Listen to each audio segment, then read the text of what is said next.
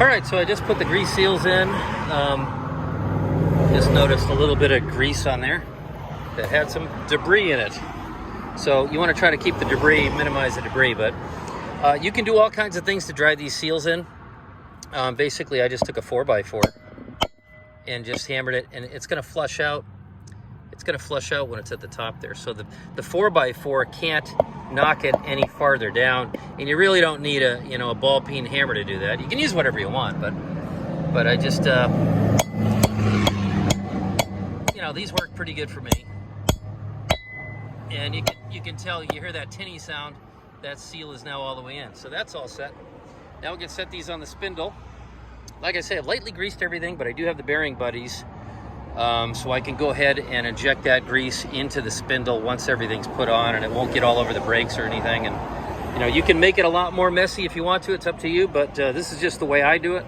I'm certainly not an ASE certified mechanic. I'm a kind of a wing it mechanic, right? So figure it out. But anyways, I'm gonna go ahead and keep on keeping on here. Okay, so I figured I'd show you on a complete one, just so I put some grease on the spindle. I've cleaned the drum with the brake cleaner. I set the grease seal, and of course, the bearings go in. They've got that cone shape to them. Make sure you put them in the right way before you bang the grease seal in. Otherwise, that's a pain in the neck. You got to do it all over again. So first things first, this goes back on. Try to be gentle so you don't ruin the grease seal. I'm going to slide it on the spindle over the brakes.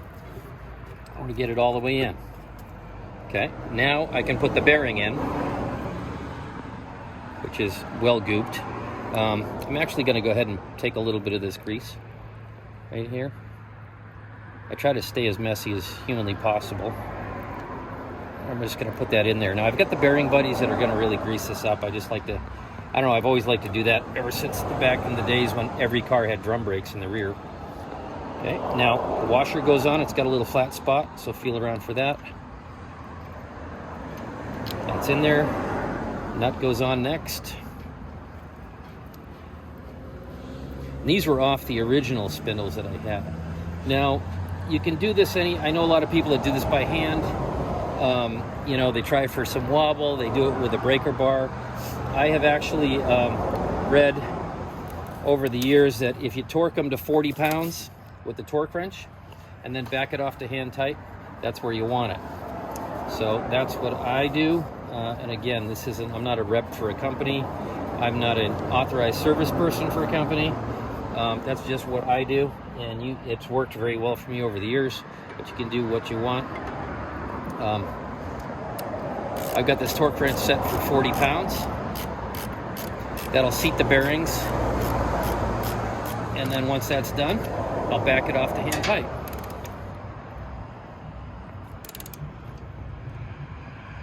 Okay, that's 40. I'm going to break it down a little bit.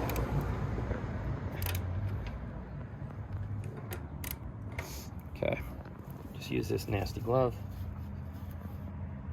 Okay, and that's all she wrote. I'm going to put you can hear the brakes dragging a little bit. That's fine. I'd rather have it that way than not at all. And you want to get this on so that you can, right now, my cotter pin's going to fit through there. That's where I want it to be.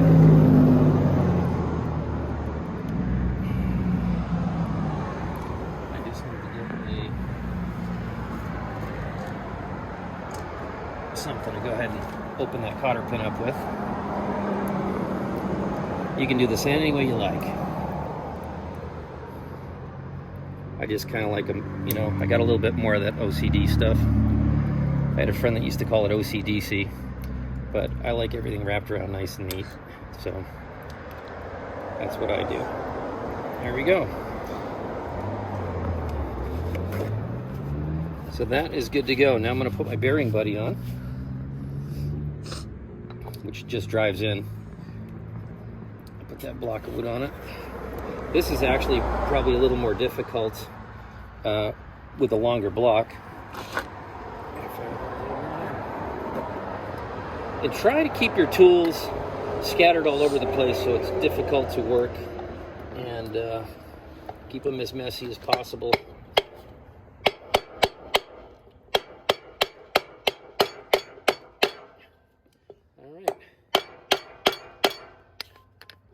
are in. Let me just double check that. There we go. I got a little drag on the brakes. I'm not worried about that, but that bearing, buddy, is in good. Now I'll just go ahead and put some grease to that until the cup comes out.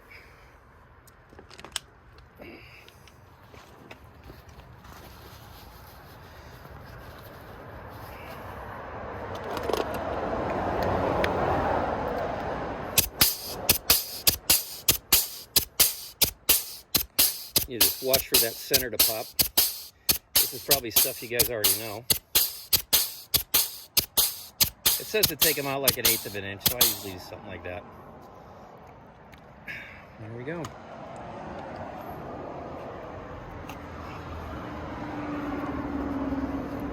That is now greased. And I'll check these as, you know, I'll run it 100 miles or something, then I'll check them again, but there you go. That is a hub complete. So there you go.